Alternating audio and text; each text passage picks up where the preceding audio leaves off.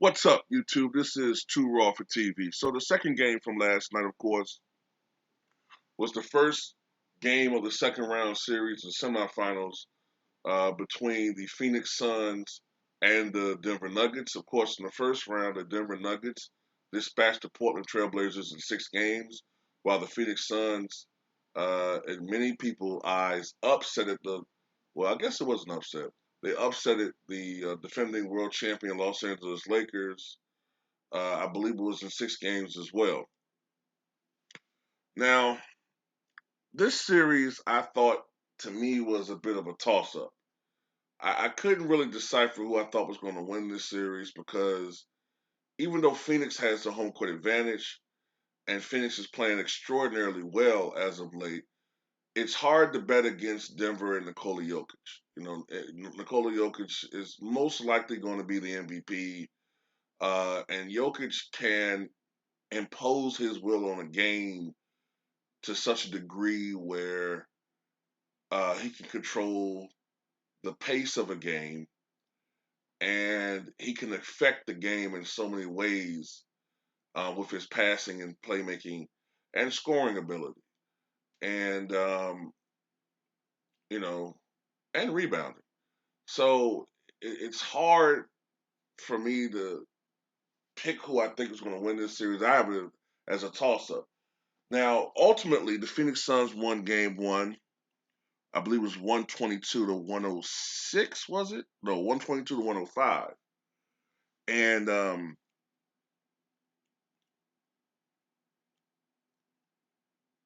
the Phoenix Suns offensively were very even. Okay, I mean everybody chipped in. Bridges had 23. Jay Crowder had 14. DeAndre Ayton had 20 points and 10 rebounds. Devin Booker had 21 points. Chris Paul had 21 points. Payne came off the bench with 7. Craig had 9. Saric had 5. Um, that's what you call you don't get really more balanced than that. And to counter that, they held Nikola Jokic to 22 points, 9 rebounds, and 3 assists. And I think he shot 10 of 23 from the floor. Generally, I think Jokic shoots over 50% from the floor. So they did a good job containing Jokic. I think especially with the 3 assists. So they held Jokic to well under 30 points, and they took away a lot of his playmaking ability. And they upped the tempo of the game much to their advantage. At one point, though, Denver actually had a lead, I think, until the Suns went on something like a 16-0 run during the third quarter, which helped them essentially just take over the game. And from that point on, Denver was playing catch up. Now, of course, Denver is shorthanded. They don't have Barton. They don't have Jamal Murray. And I think there's another guy that they have that's out.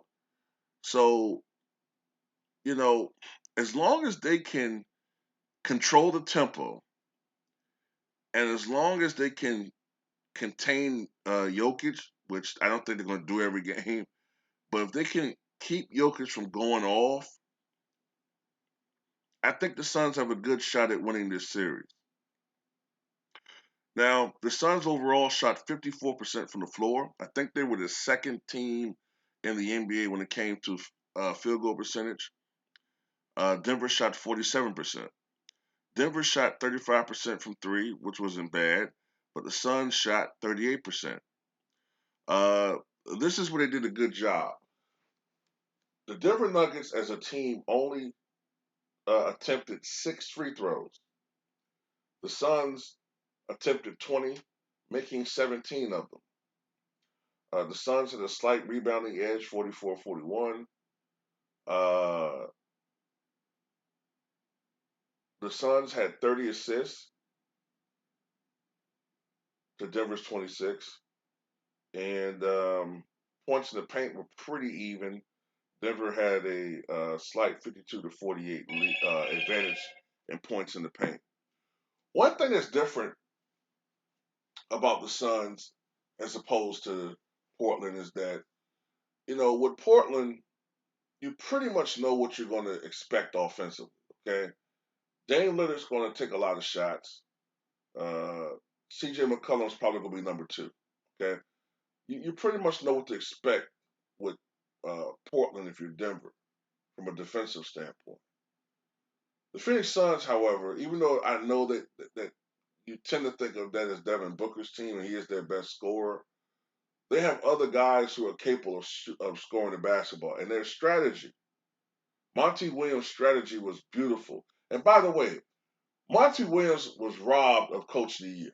Okay, they gave it to Tom Thibodeau, but that's fucking ridiculous. Because look, I'm gonna tell you why. I might do a video about that later on. Okay, but it's ridiculous that Tom Thibodeau won Coach of the Year, in my opinion. Okay, it should have been Monty Williams.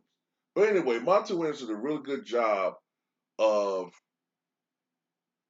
of distributing the offense equally amongst the players, amongst the starters and the role players. And it's that's a whole other thing, man. I don't even want to go in down there. I was going to talk about how some coaches do great jobs and they don't get praise, but mediocrities get chances. I don't even go into that. But it was a big win for the Phoenix Suns. I don't think they're going to win game two. I think that Denver's going to win game two. I think Jokic's going to come out and I think Denver's Jokic's going to come out with aggression. I think he's going to try to impose himself on this game. I think that the Suns are going to come down to earth a little bit as far as shooting the basketball.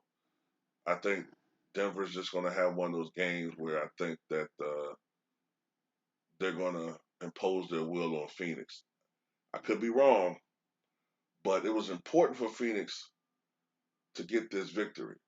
Um, if Phoenix wins game two and the scene shifts to Denver, uh, I wouldn't be surprised if Phoenix won one of those games at Denver. I just have a feeling that Denver's going to have one of those games at home where it might be something like game three or game four, maybe game three. You think Denver's going to come out, and I've seen Denver do this sometimes. You think they're going to come out, especially if they win game two, you think they'll come out and try to do their best to get the advantage. But then they just come out, they're going to be flat, whatever. And I think Phoenix might come out with aggression and steal a game from Denver and regain home court advantage. I don't know. I could be wrong.